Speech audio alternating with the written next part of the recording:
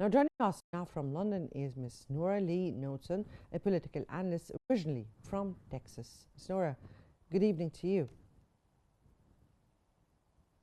Hello, Miss Nora. Yes, hello. Hello. Now, if I may ask you, you're originally from Texas, as we learned. What was the first reaction when you saw the images of the Kerrville and Ingram?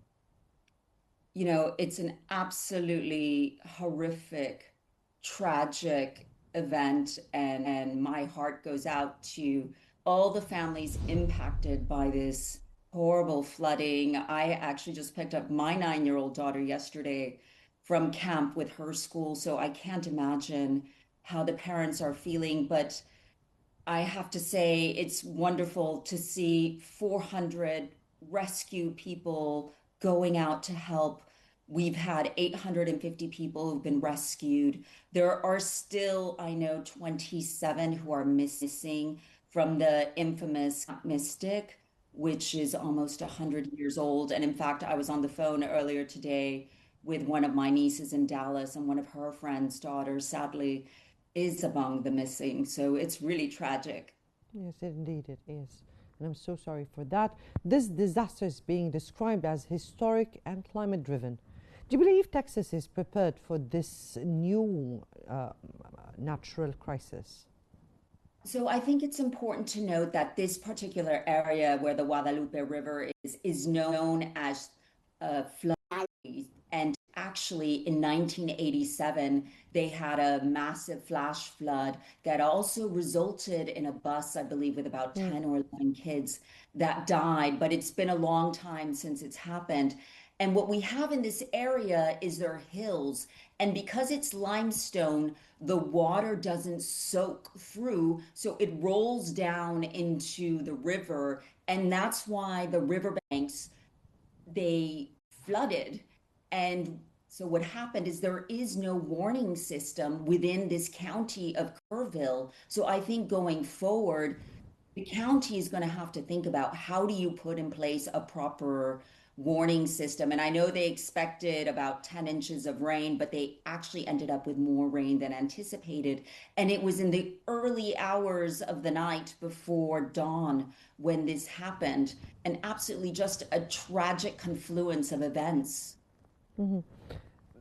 Many parents are still waiting for news of their own daughters at the Camp Mystic. Now, what does this say about the emergency communication failures in such moments?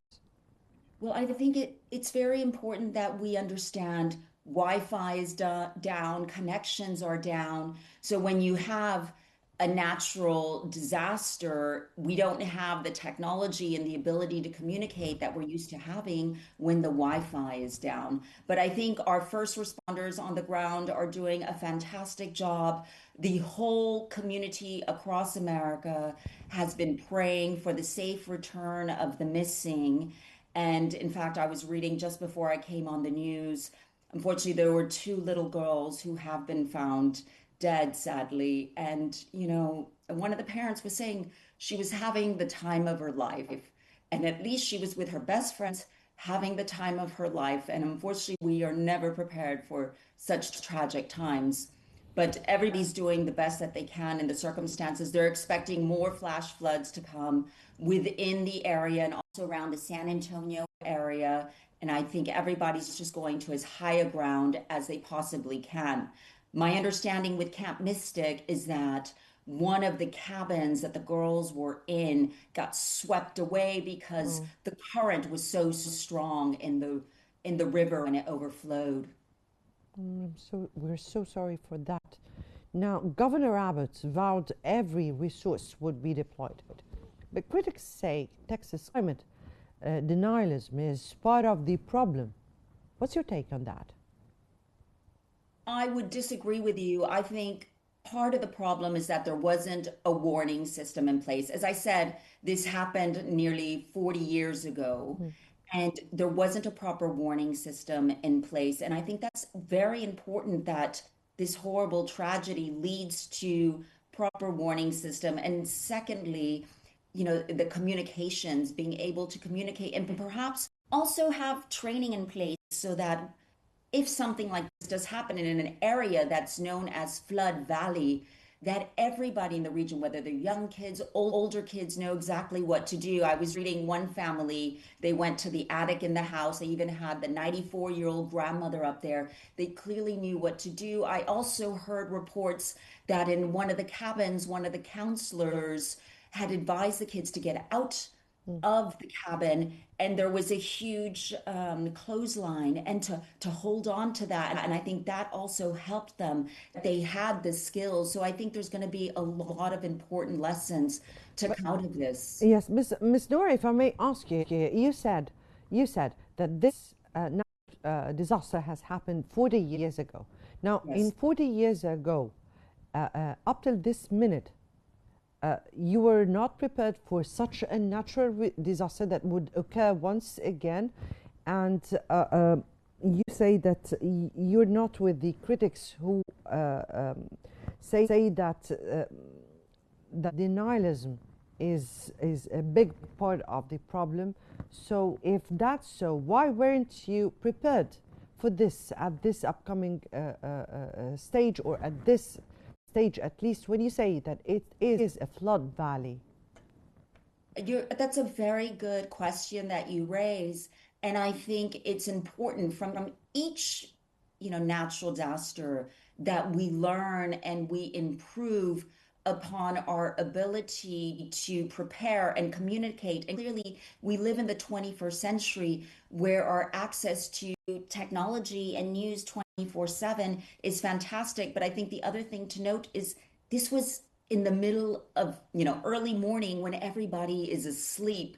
So clearly you're not looking at the news, and it was absolutely unexpected. Even weather predictors didn't predict the amount of rain that fell. I think they normally get about 10 to 12 inches in a year, and they got more than that in just a matter of hours. So But nobody was prepared. isn't there a kind of crisis management rooms, or those those departments who are predicting upcoming disasters, just to alert people so they can take notice of that, as everyone in the globe?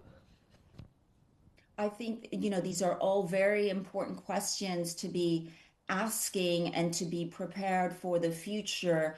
And clearly, the efforts right now are on trying to find the missing. But I would pray and hope that going forward, there Definitely. are better measures in place, better warnings in place. But sadly, as much as we always try to prepare in life for the worst, life can take you by surprise. And that's just the sad reality, is that as human beings, we like to control everything, and we don't have control. Sometimes we have to accept that nature is sometimes stronger than we would like to be. And that's just the sad reality of how life is.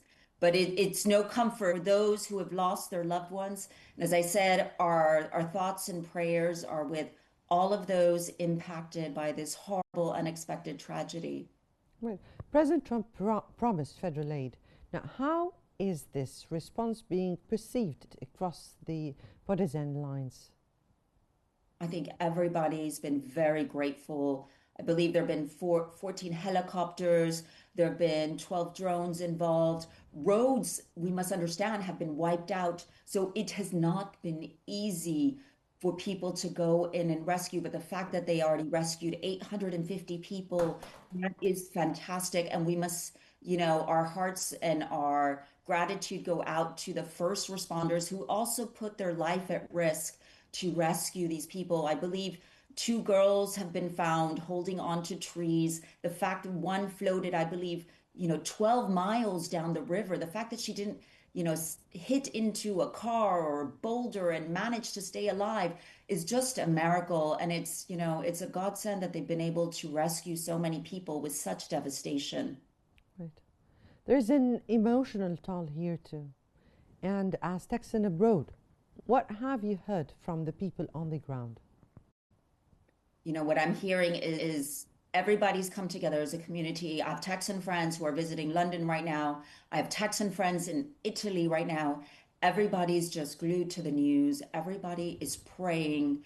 I think you know that Texas is a place of faith. We're big believers in community and faith, and we come together in good times and in bad times. And I think it's the community that is being supportive and there for each other, and particularly the ones who are having the worst news and learning of death of loved ones. So it's the community that is very important in times like this. Indeed. Now, finally, Ms. Nora, do you think this disaster might change the minds, the actions in Washington, the responses, or in Washington, of course, and also about the climate action, or will it be quickly forgotten?